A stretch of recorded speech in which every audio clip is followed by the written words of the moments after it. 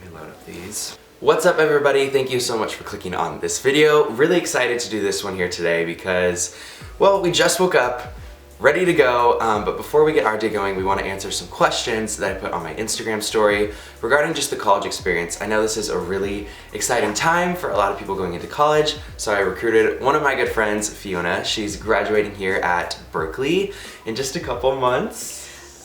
So yeah, we don't have to talk about it. I have another year at Boston University, so we're kind of in the same boat, but I think we have two similar but also different kind of perspectives on the whole college experience. So thanks so much for joining me. Yeah, of course, thanks for having me. I'm gonna put all of her stuff in the description as well, so make sure you check out all the amazing things that Fiona does after this video. As I said on my Instagram story, we got some questions going, and I think we're just gonna dive right into it here. Some really good, insightful ones that I picked out that I think are gonna hopefully, whether you're in college right now, help you out with whatever time you have left, or if you're going into college this fall or in the next coming years, hopefully ease your stress a little bit and get you in that right mindset. Cruising. Cool? Golden. All right, what's something you wish you could tell your freshman self? Do you want to kick it off? So I actually have an interesting experience. I didn't really have a freshman year. I actually was a transfer student. So my freshman year, I was at a junior college, and it was a very independent experience because like no one was there holding your hand, you're not meeting new friends in the dorm. And I guess like fast forward to my junior year at Cal, which I guess can be considered my freshman year because it's my freshman year, I would say just don't take your education for granted. Berkeley was my dream school for like the longest time, but I was always like, oh, like, you know what, I don't want to go to class today, etc., etc. And sometimes it's just like, I sit back during finals week, and maybe because it's finals week and I'm like dying because it's just such a privilege, and also just make the best of it because college flies by so fast. I've been here for 2 years and I can't believe I'm graduating in like 4 months, and it's terrifying, and I kind of wish I had more time in college. So like go explore with your friends, go be active in clubs, go, you know, do the whole enchilada. I think mine's kind of really similar. I think freshman year you go in thinking you know what you want. Yeah. And I'd say just totally wipe that clear from your mind. Let yourself be open to every single thing that presents itself. Don't say yes to everything, but say yes to most things. Yeah. Say no to drugs. Don't do drugs, kids. Never. Never. That's like the exception to the say yes rule. Don't feel like you need to love and know everybody really quick. You can find that one group of people that are your backbone, those people that you need, but then I think from there, just work on expanding yourself so much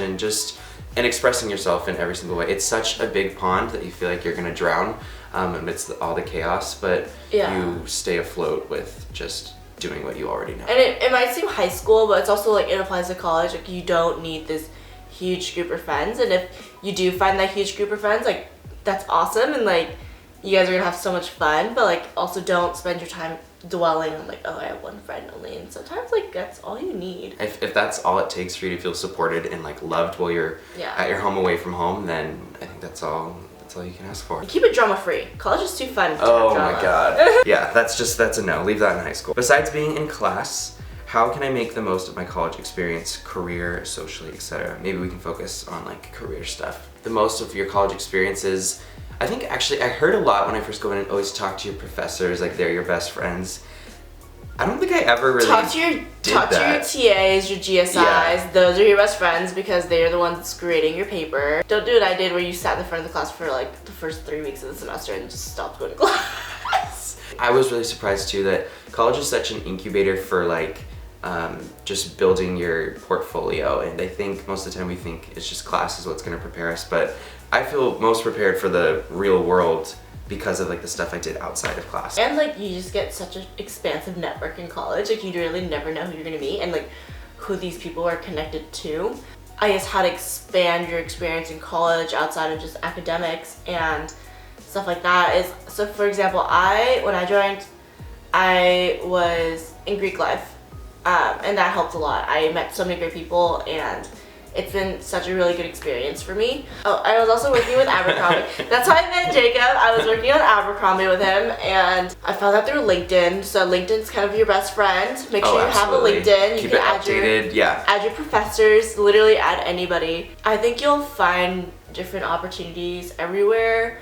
like I have had a ton of different really cool opportunities, and I honestly don't know how I got them. Some of them were through clubs, actually. A lot of places and a lot of companies and stuff want the college demographic because it's so unique. So yeah, just from like a career perspective, use your position as a student. Yeah, to seriously. like your advantage. You know things that they don't, and you have this whole other perspective because you're like fresh, new, and like you're in college, and that's probably like your coolest point in life. This is a good one. What made you pick your school? So my dream school has always been Berkeley, and I had a very interesting experience after high school where I did not get into all the UCs that I applied to, and it was pretty gnarly. It hurt my high school ego at the time, and I was like, all right, like what am I doing? When I was in the same boat, I think a single UC did not want me. Maybe it's because I'm from here, but I basically had this decision to make out of high school. So I guess it's like a little different, but it was between choosing a state school for 4-year experience and getting that social life, or transferring and then being able to uphold my potential and know like I'm gonna end up where I know I'm supposed to belong, which is I guess Berkeley. Yep. Took the gamble on that one, and I guess I proved my potential. Oh, totally paid off.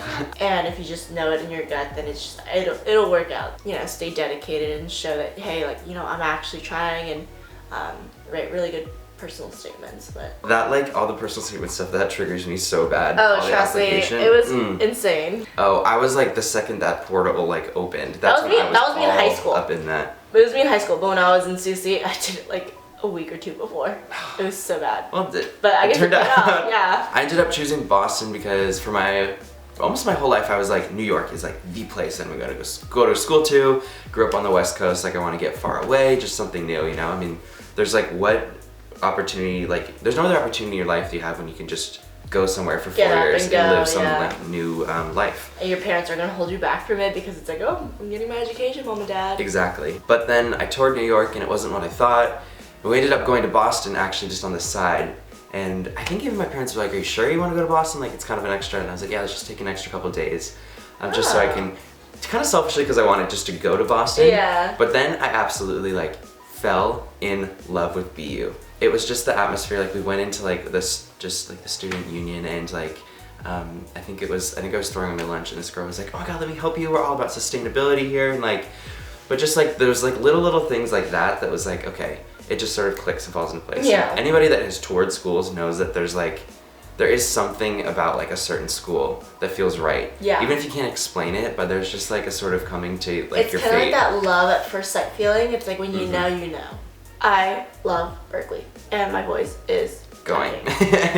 There's also like a lot of times where we're talking and we're just like, we just despise Berkeley because it's just ridiculously hard. They just make it so much harder than it needs to be, and it's so much more competitive, which sucks. It's a love-hate relationship, let's say that. Like, it's my nemesis. I think it's like that too. It's kind of like a marriage, you know? It's like you kind of hate them, but you also know you love them. Yeah, you wouldn't really want to be anywhere else, but of course it's the most stressful time of like your life, really. Like, of course you're gonna have bad days and you all associate that with your school, but at the end of the day, we all have the choice to leave, but that's true. We never do. See, now you're getting divorced with Berkeley. How do you work on staying organized while balancing school activities, etc.? This is an incredible question for you. So I just got a flashback to last semester with this question because this past semester was insane. I was doing 2 different partnerships along with a part-time job, and I was also in 2 clubs, and I was taking about 15 units, and I was really involved in Greek life as the apparel designer for our house. And I guess like honestly, Google Calendar. You just gotta really know how to manage your time and understand how to balance yourself under stress, because college itself is a test on your patience and stress, and I am not a patient person, I'll be honest. I like laying everything out on the table so I can see it, and then it's just like, okay, what can I work with? What days can I do this? And like, how can I make it like efficient? Well, it becomes really hard to say no to those things, and you want to make it work. Yeah, like I've had such good opportunities. I'm like, okay, I have to make this work because I just can't say no to them because they were so good. You just really have to leverage, I guess, what you need versus what you want, and I guess how things will benefit you and how things will, like, I guess, be affecting your college experience. Like, you don't want to be doing too much outside of your education. I don't plan on going to grad school necessarily. I feel like I should leverage my career choices more than my academics. I'm like, okay, this is gonna help me pay off in the long term when I'm applying to jobs and everything, and this is just gonna help me so much.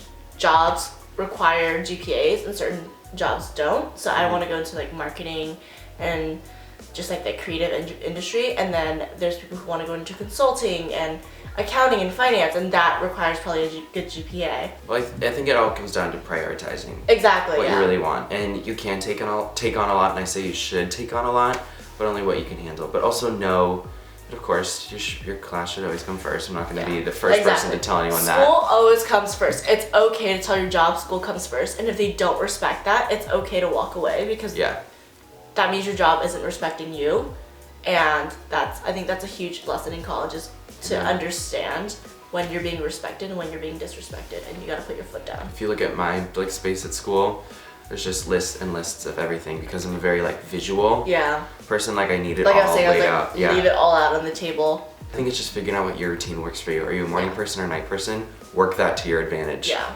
Like if that kind of person to stay up late studying, and by the time you go to college, you should know that. Yeah. Like you'll know when you should be like working. Like I always wake up early. Like that's my like. Yeah. That's my. I'm not gonna stay into the night. I can't pull all-nighters. No. I've never pulled an all-nighter. You can go to Berkeley and not pull a single all-nighter. I have never pulled an all-nighter. No. Last question, and this is a good one to end on. Kind of different from our first one. What's your piece of advice for incoming freshmen? Be chill. Yeah. I think that's my quote to freshmen. Be chill. Mm-hmm. There's no need to go crazy at parties. There's no need to, I guess, put so much pressure on yourself to be like this crazy overachiever. Like, enjoy yourself. Like, you're smart, you got into college, you already know what you're doing, but like, just don't put too much pressure on yourself. Like, high school honestly was way more difficult than college, in my opinion, for some reason. I think at some very specific points, I completely agree with that. And when they're like, oh yeah, they do this in college, I'm like, yeah, that's crap. Oh, that's always a lie. If they say this is what happens in college and high school, it's a lie. It's always a lie. Don't do anything senior year's gonna regret. I'm trying to think of like a cliche or like metaphor. I don't know, like stay in your lane, but like don't be afraid of where your lane can take you. Yeah. You don't have to drive in what other people are doing, but like allow yourself to take a detour. It's okay to be doing different things than your friends, and if you have the right friends, they're going to be supportive of you. Good. Those are like really important questions, yeah. Okay, good. Well, thank you guys so much for watching this video.